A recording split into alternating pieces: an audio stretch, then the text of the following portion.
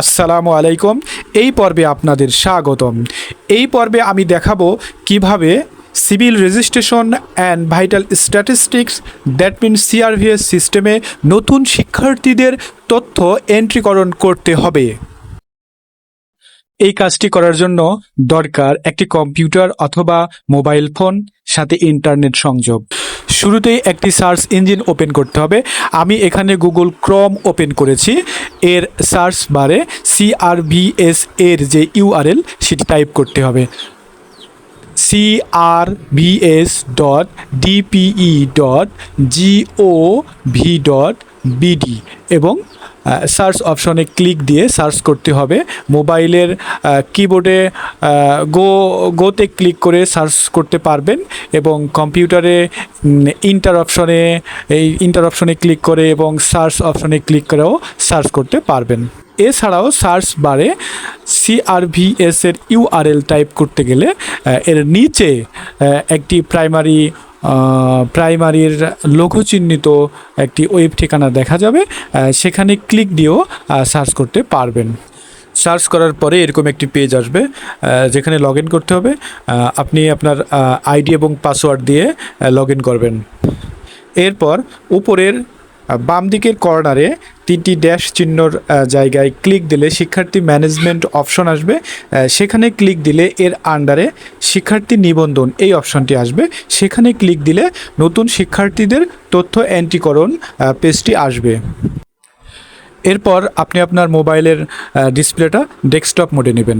Desktop মোডে নিলে কম্পিউটারের ডিসপ্লেতে যা যা দেখাবে আপনার মোবাইলের ডিসপ্লেতেও ঠিক একই রকম দেখাবে।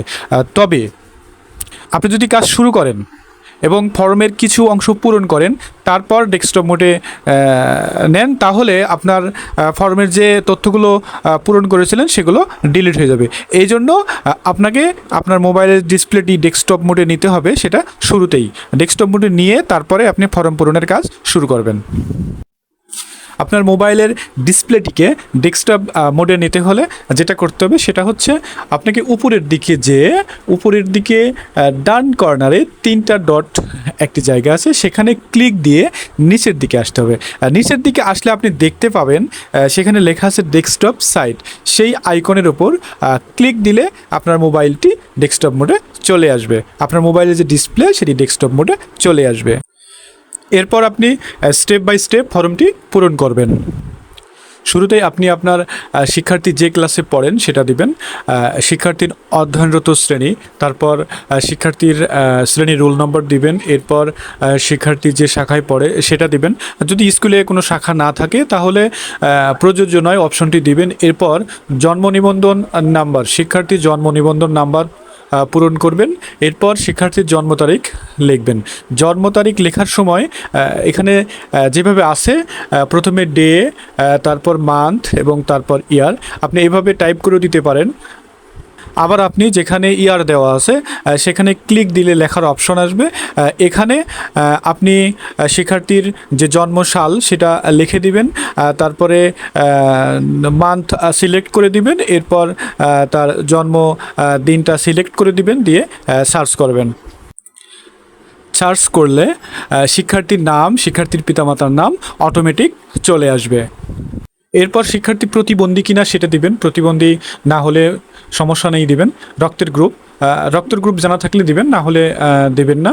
তারপরে ধর্ম, শিক্ষার্থীর ধর্ম অনুসারে ধর্ম দিবেন। এরপর শিক্ষার্থীর শিক্ষাবর্ষ দিবেন, বর্তমান শিক্ষাবর্ষ 2024 সেটা পূরণ করে দিবেন। তারপর জন্মস্থান বাংলাদেশ, নিচেই জন্মস্থান জেলা, শিক্ষার্থীর যে জেলায় জন্মস্থান সেটা দিবেন। আমার নওগাঁ জেলা, আমি এখানে নওগাঁ জেলা দিয়েছি। তারপর শিক্ষার্থীর জেন্ডার, শিক্ষার্থী ছেলে মেয়ে না অন্য লিঙ্গের সেটা দিবেন। ছেলে হলে ছেলে দিবেন, মেয়ে হলে মেয়ে দিবেন, আর যদি অন্য হয় তাহলে অন্য দিবেন। এবং ক্ষুদ্র নিগোষ্ঠী কিনা, শিক্ষার্থী যদি ক্ষুদ্র নিগোষ্ঠী হয় তাহলে টিক চিহ্ন দিবেন। এরপর শিক্ষার্থীর ছবি আপলোড করবেন।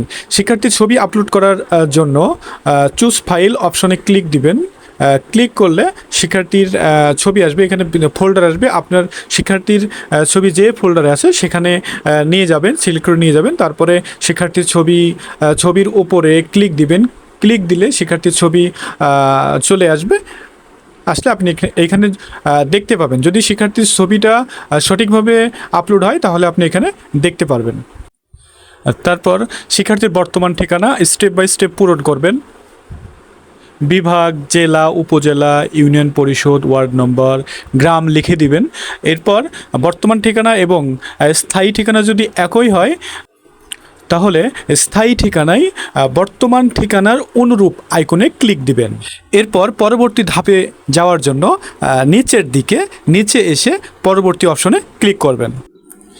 এরপর পিতামাতার অ্যাড্রেস পূরণ করবেন। এর জন্য পিতার এবং মাতার জন্ম তারিখ দিবেন এবং তার নিচেই জাতীয় পরিচয়পত্র যে নাম্বার, এনআইডি যে নাম্বার সেটা দিবেন। জন্ম তারিখ এবং এনআইডি নম্বর পূরণ করার পর সার্চ অপশনে সার্চ করবেন। তাহলে অটোমেটিক পিতামাতার যে তথ্য সেগুলো চলে আসবে। যদি সার্চ দিলে না আসে তাহলে প্রথমে যেটা করবেন সেটা হচ্ছে যে জন্ম তারিখ এবং জাতীয় পরিচয়পত্র যে ডিজিটগুলো সেগুলো একটু চেক করবেন। যদি ঠিক থাকে তাহলে একটু সময় নিয়ে বারবার সার্চ করবেন, দেখবেন হবে। এছাড়াও জাতীয় পরিচয়পত্র দিয়ে যদি না হয় তাহলে পিতামাতার জন্ম নিবন্ধন যে নাম্বার থাকবে সেটা দিয়েও চেক করে দেখতে পারবেন। যেটা দিয়ে হবে জাতীয় পরিচয়পত্র অথবা জন্ম নিবন্ধন নাম্বার, এই দুটোর ভিতর যেটা পূরণ করে সার্চ করলে আসবে আপনারা সেটা ব্যবহার করতে পারবেন। এরপর পিতামাতার পেশা দিবেন, পিতামাতা যে কাজ করেন সেই অনুযায়ী পেশা দিবেন এবং তারপর পিতামাতার মোবাইল নাম্বার দিবেন। যে কোনো একটা মোবাইল নাম্বার দিলেই হবে। যদি মাতার মোবাইল নাম্বার থাকে তাহলে মাতার মোবাইল নাম্বারটাই দেওয়ার চেষ্টা করবেন।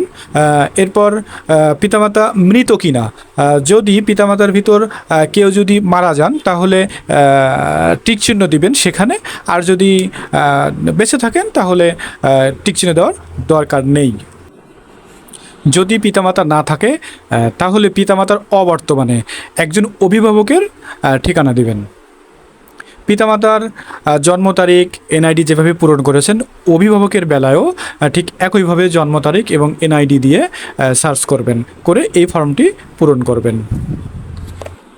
এরপর পরবর্তী ধাপে যাওয়ার জন্য নিচের দিকে ডান পাশে পরবর্তী ধাপে ক্লিক করবেন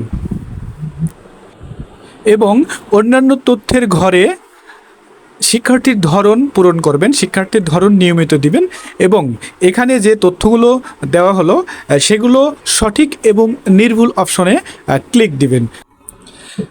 তারপর নিচে সেভ করুন অপশনে ক্লিক দিয়ে সেভ করবেন এবং ডিসপ্লেতে সফলভাবে হালনাগাদ করা হয়েছে লেখাটি ভেসে উঠবে। এভাবে আপনি স্টেপ বাই স্টেপ অনুসরণ করে সিআরভিএস ফর্মটি পূরণ করার মাধ্যমে সিআরভিএস সিস্টেমে শিক্ষার্থীর তথ্য এন্ট্রিকরণ করতে পারবেন। ভিডিওটি দেখার জন্য আপনাকে অসংখ্য ধন্যবাদ।